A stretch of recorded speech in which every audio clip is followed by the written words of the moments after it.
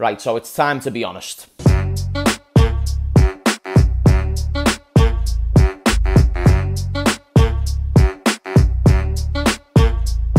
Right, hello there everyone, welcome back to James Redmond TV and welcome to another Redmond Roundup. And I need to talk about the controversy over the weekend and the claims that are being made by all of the online, I don't know if you want to call them media, but, you know, fan channels and fans and stuff like this. And the hypocrisy to me is crazy because, you know, as a fan base and as fans of clubs and as fans who do content or go out on Twitter and speak on these things and give our point of views the same way traditional media does, we're very quick to jump on them when they're making agendas. Now, we don't really hold that same energy towards ourselves, and I think this weekend has proved it because the amount of people who I respect, and I respect their footballing opinions, simply coming out and crying about the result that happened and the result at B. You know, shout out to these type of people, but Terry Flewers, he done a tweet saying, like, this was another dark day for English football because Konate never got sent off. The extremism there is crazy because I can't remember seeing what his tweets was after the Tottenham game. I know it weren't the same energy. I know it weren't the same energy for the majority of online fans.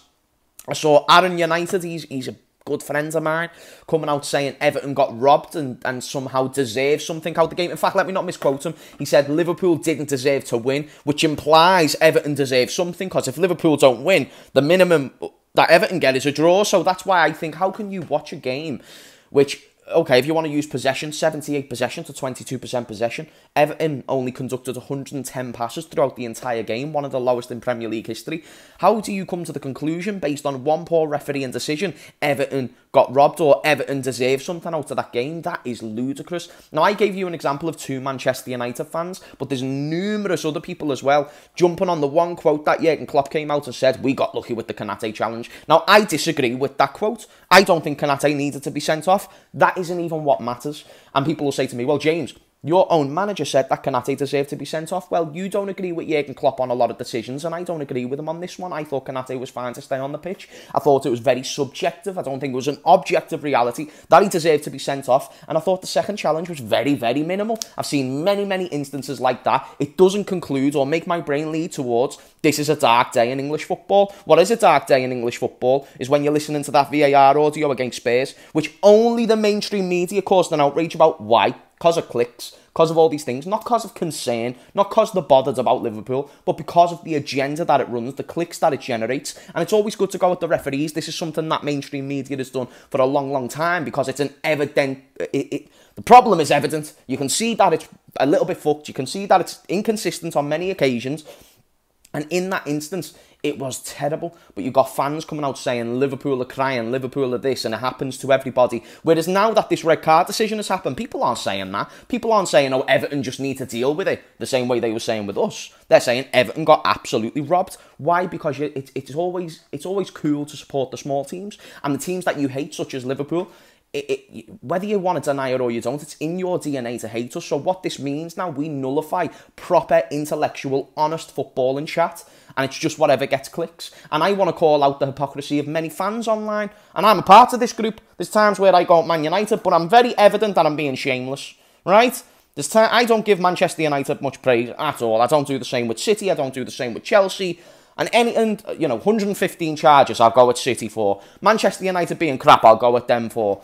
Chelsea's best player being Raheem Sterling, I'll go at that. You know what I'm saying? I'm not saying that I'm free of blame. I do the same, but I'm honest. Whereas these guys are putting it to the forefront, like Everton genuinely deserve something out of this game. Not in a shameless way, in a sincere way, in a way that discredits Liverpool, in a way that somehow now makes Liverpool hypocrites because we had a decision go in our favour. So is this what we're doing now? Is this what we're doing? We're looking at that Spurs game and saying, oh, look at the uproar that caused for Liverpool fans. Well, now every decision that either goes slightly in favour towards Liverpool is now going to be, oh, you're a hypocrite. No, that's not the case at all, because the Spurs decision, the goal that Salah assisted for Diaz, that was wrongly disallowed, was objective. It was an objective reality that was rushed by the referees, by the team. And the only person who friggin' got that right was the person who was on, what was it, work experience, the guy who weren't even one of the referees. I think he was the editor or the one who got the angles. And then you look at this game for what is a subjective, so that was objective, this is a subjective decision with Konate being sent off. And then, Let's even agree with Jurgen Klopp and the masses that Konate deserved to be sent off. I'm a part of the minority. I'm not going to sit there and say I'm right. But I do believe it's subjective. I don't think you can objectively say he should have been sent off. But let's say it is. Let's say he should have been sent off. Okay, then. Well, what did Everton do? Because now you're saying they deserve something out of that game on the premise that if Konate got sent off, they were going to somehow score. Well, when it was 11 versus 11, they never created no chances. They just defended. And then when it went from 11 versus 10, guess what? The same was conducted. No chances were created by Everton, and the game plan remained the same. Now, where's the evidence that suggests out of that first 60 minutes up until the Konate red card incident that says Everton were going to get anything out of that game, whether it was 11 versus 11, 10 versus 10, 8 versus 8? It doesn't matter. The same way Ashley Young, I think that was an objective thing. Do you know what else is? Do you know what else is a subjective thing? Do you know what else is a subjective thing? Diaz could have had a penalty.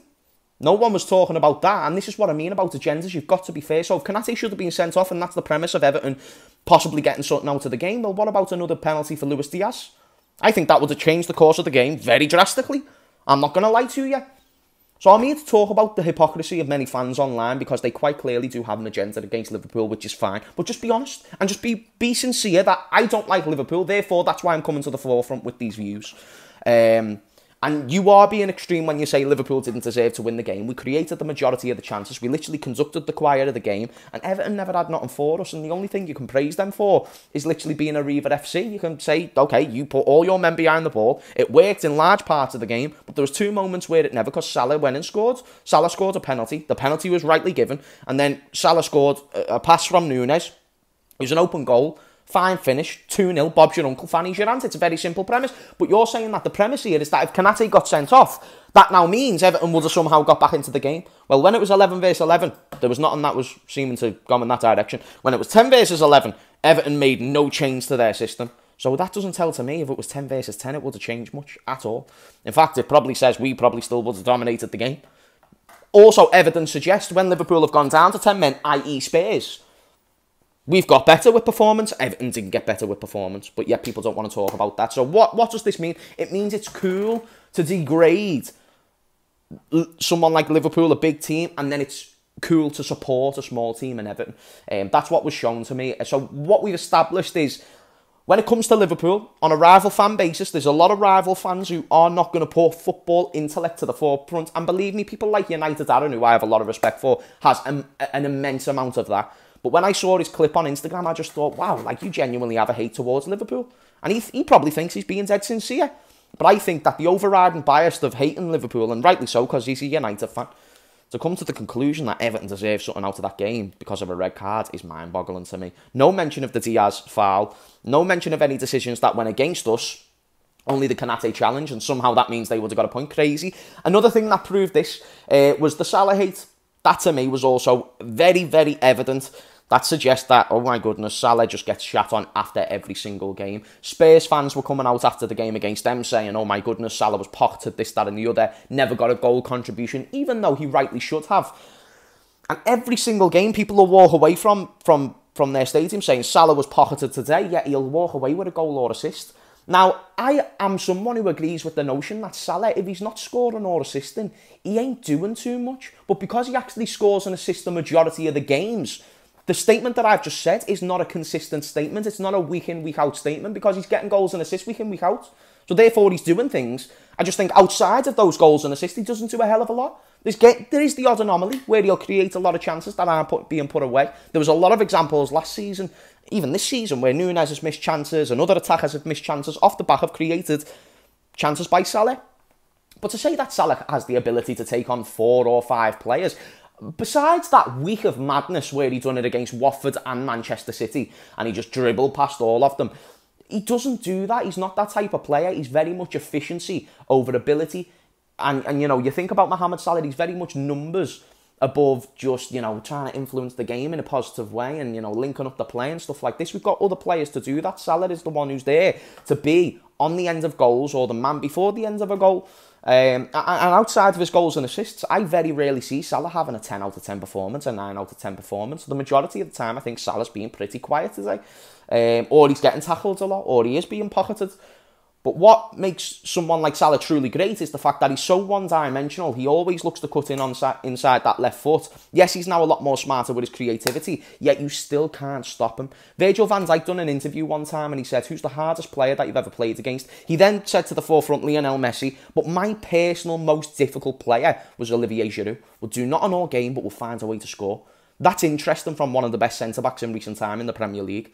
He's not saying because of the way he played X, Y and Z, but because he was efficient, because he was effective. What's the most ejecting moment of a game? Not the 4 or 5 tackles that you make against the player, but the one time that they get past you and they get a goal or an assist. That's why Salah is world class. That's why people will be able to look back on Olivier Giroud and say, do you know what? He was a top class striker. Maybe overhated at times, probably underrated in many other times. Mohamed Salah is getting the rewards because he's won us trophies, he's got the numbers, he's got the personal accolades as well as the team accolades. But maybe he's not a stylistic preference, which is why people will say Eden Hazard's clear. Now you need to be aware of what you're talking about. Are we talking about efficiency, or are we talking about output, or are we talking about technical ability? Technical ability, we can all agree Eden Hazard's better than Mohamed Salah. If you don't say that, you're disingenuous. But then you're also disingenuous to say that Mohamed Salah's Premier League legacy doesn't supersede the likes of Eden Hazard. I'd even argue the likes of Ronaldo. I think that the Premier League legacy that Mohamed Salah has conducted supersedes the likes of Ronaldo. And then I'll get the response of Salah haters saying, well, Ronaldo was a kid. That's fine. Doesn't matter. Michael Owen was a kid. He has a great Premier League legacy. Won a Ballon d'Or. Even though he was shit at this point, he won a league with Manchester United. All these things. He's got a very, very sound Premier League legacy. One that supersedes many strikers. But it came at a young age. Primes and peaks come at a young age. Mohamed Salah's peak came at a bit more of a normal time. Between the age of 25 and 30. And he's still going right now. And he's still getting goals. He's still getting assists. And this notion that he's getting pocketed week in, week out, but you still can't stop him. You know he's going to cut in onside that left foot. You know he's going to probably not have more than a 6 or 7 out of 10 performance. Yet this 6 or 7 out of 10 player is still getting goals and assists. That to me is very interesting. And that to me is very telling to say how good Mohamed Salah is. And the fact that he is heavily disrespected. But the purpose of this video isn't to say that we're the most hated team in the Premier League. That's why I emphasised I'm someone who shamelessly goes at Man United. I shamelessly go at Chelsea, Everton, City and all these teams. But I wouldn't put to the forefront that this is an intellectual, honest opinion. I could not watch Manchester United put that same performance in against Everton and come to the conclusion Everton deserves something out of that game because friggin' Maguire deserved to be sent off. That would be so incredibly disingenuous, it's untrue.